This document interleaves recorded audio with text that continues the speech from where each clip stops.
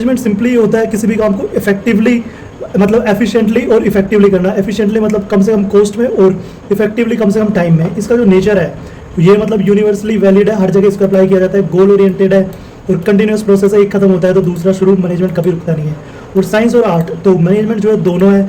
It's a science because it has fixed principles है, इसमें हैंसबर्ग वगैरह के आगे आएंगे अभी। और आर्ट है क्योंकि इसमें पर्सनल स्किल्स चाहिए होती है प्रिंसिपल को अप्लाई करने के लिए।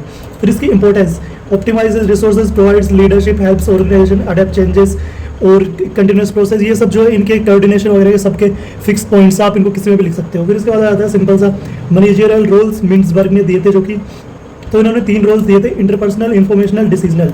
इंटरपर्सनल में हमारा आता है फिगर हेड, लीडर, लाइजन, ये लोगों से डील करते हैं। उसके बाद इन्फॉर्मेशनल, ये डाटा हैंडलिंग करते हैं, इसमें आता है मॉनिटर, डिसेमिनेटर, स्पोक्स पर्सन। फिर आ जाता है हमारा डिसीजनल, इसमें आता है entrepreneur, disturbance handler, resource allocator, negotiator. तो ये डिसीजंस लेने वाले काम करते हैं, इनको आप ऐसे ट्रेडर से याद कर सकते हैं, disturbance handler, resource allocator, negotiator.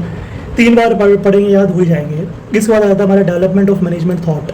इसमें सबसे पहले आता है classical approach, focus on efficiency and hierarchy. इसमें 14 प्रिंसिपल आते हैं FW टेलर के। 14 प्रिंसिपल के लिए आप ये याद कर लेना, रशियन तो वैसे ही सबके जुबान पे रहता है, पर आपको याद करना है रशिया यूज्ड कोड।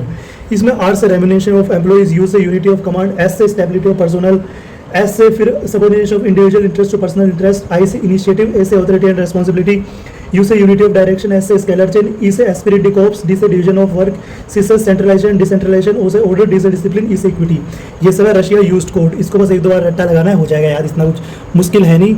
इसके बाद आता है हमारे टेलर के साइंटिफिक। इसमें 4 प्रिंसिपल दिए थे इसने। सबसे पहला science, not rule of thumb, science के साथ चलना है मतलब हमें। फिर harmony, not discord, cooperation, not individualism, cooperation के साथ चलना है। फिर डेवलपमेंट ऑफ एवरी पर्सन, हर एम्प्लॉय का डेवलपमेंट करना है वर्क में। फिर उसके बाद आता है न्यू क्लासिकल अप्रोच। ये इसमें ह्यूमन टच आया था, सोशल फैक्टर्स, ये ह्यूमंस की फीलिंग, लव, बिलोंगनेस, एम्प्लॉय की फीलिंग्स, बड़ा लेसन, ये सब चीज़ें ऐड होगी थी इसमें। इसके बाद आता है हमारा planning, finally deciding in advance what to do, how to do and when to do and who is to do. It bridges gap between where we are, अभी हम कहाँ हैं और हम कहाँ पहुँचना चाहते हैं, where we want to be. फिर इसका प्रोसेस है सिंपल सा, इसके लिए आपको ये याद करना है। एक सेकेंड, कहाँ जाना होगा। इसके प्रोसेस के लिए आपको सिंपली याद करना है एस डाइज इफ। एस मर गया तो क्या होगा, बस तो कुछ नहीं होता, मर गया कहने लग जाते हैं। तो एस से, तो इसमें एस से हमारा होता है सेटिंग ऑब्जेक्टिव्स, डी से डेवलपिंग प्रीमिसेस, आई से आइडेंटिफाइंग ऑल्टरनेटिव्स, ई से evaluating and selecting one best alternative, S से आता है हमारा सेलेक्टिंग वन ऑल्टरनेटिव, आई से इम्प्लीमेंटिंग प्लान, एफ से फॉलो अप एक्शन।